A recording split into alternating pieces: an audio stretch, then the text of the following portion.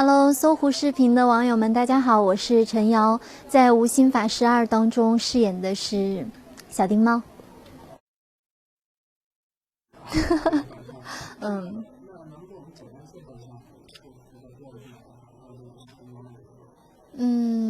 在第2季里面，小丁猫的这个角色，就是它相对来说要比第1季要复杂一点，因为它在我这么一个弱小的身躯里面，藏着一个妖怪，但是呢，它外表看起来又是一个人，然后呢，里面又藏着男人，又有女人，然后又会法术，又是黑帮的老大，就是相对来说会人物比较复杂一点，需要去好好的揣摩。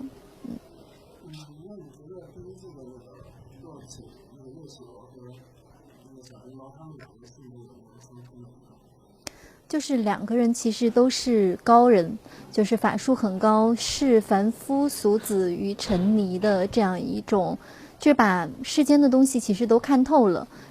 人在乎的，可能他们自己也不太在乎吧，这样。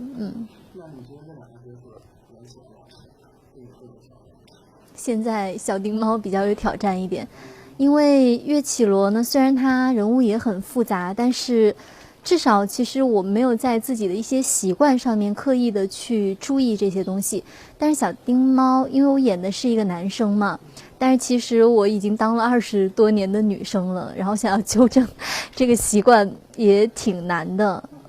其实说话啊，包括说台词都还好，我觉得最难的就是拍一些行走的戏，就是一些动作啊，包括我走路，我觉得是最难的。练，然后就是在现场，不管是跟演员啊，然后还有就是可能就跟男生有关的一些东西，我都会去练。就是他们走路，我就跟在他们屁股后面走。然后后来他们都有告诉我一个诀窍，就是让我外八一点走路，会更像男生一点。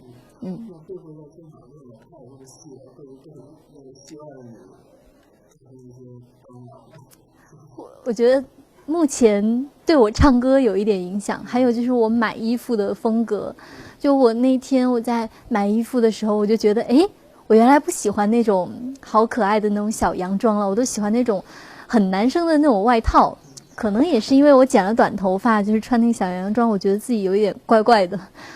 然后唱歌也会声音低一点，我觉得我现在说话声音比以前也低很多。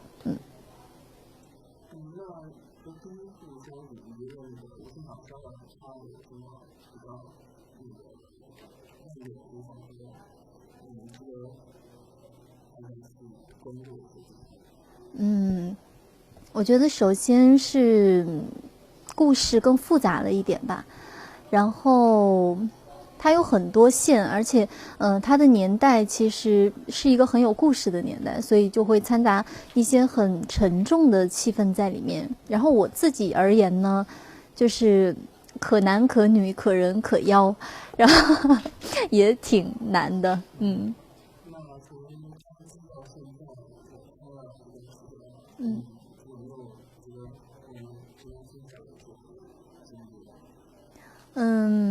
有一场戏，前段时间我在微博上面也有发那个照片，是我在那个监狱里面，就是被绑起来，然后，他们就是拿无心的血来伤害我，然后拿鞭子打我。但是那场戏呢，就是全程是站着的，然后我当时在拍的时候，真的是站了1天，然后就整个人成大字被这样绑在那儿。然后拍完之后，第2天我就觉得全身的肌肉都好痛。然后呢，第3天又接着拍这个监狱的戏，就觉得其实被绑着吧，当时最大的感觉就是，因为他绑着他很难松开，因为手也绑，腰也绑，腿也绑，我就会很痒，头发散下来，然后挠痒，就是我得准确的描述我到底是哪个位置痒，然后大家帮我挠，觉得还挺让我感动的吧，就是现场的工作人员啊什么的。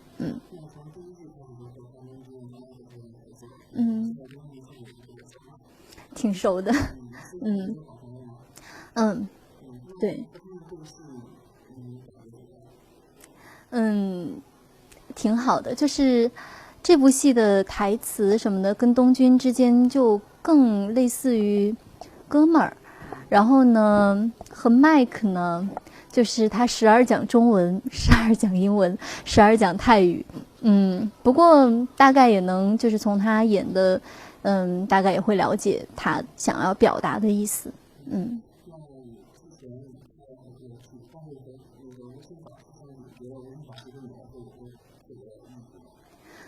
有的，因为无心法师其实算得上我第一部播出的作品，而且这部戏其实让我学到很多东西。其实当时拍的时候，对自己来说还没有太大的经验，然后可以算是，在戏里面认识的这些朋友啊，算是自己在演艺道路上面认识的第一帮朋友吧。然后跟他们学到很多东西，他们虽然就是为人呐，平常很好笑，但实际他们工作的时候很认真，然后也教我很多东西。贤妻夫妇，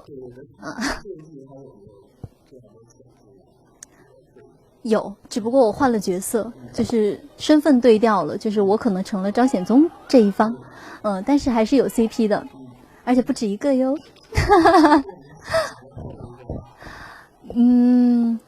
挺多的，就不跟你们透露了。对，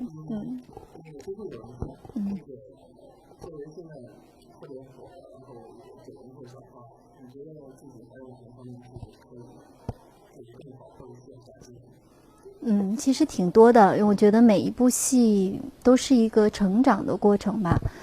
就像我在无心法师里面的时候，岳绮罗可能教会了我怎么去演一些深沉的角色，内心沧桑的角色。但是在致青春里面，可能我就会觉得，我知道怎么去演一个活泼的女孩的一个成长过程。就像这样一步一步的积累，我觉得是很重要的。我不知道我还需要有什么更多的学习的东西，但是我觉得我会慢慢的知道，我也想去把它做好。谢谢。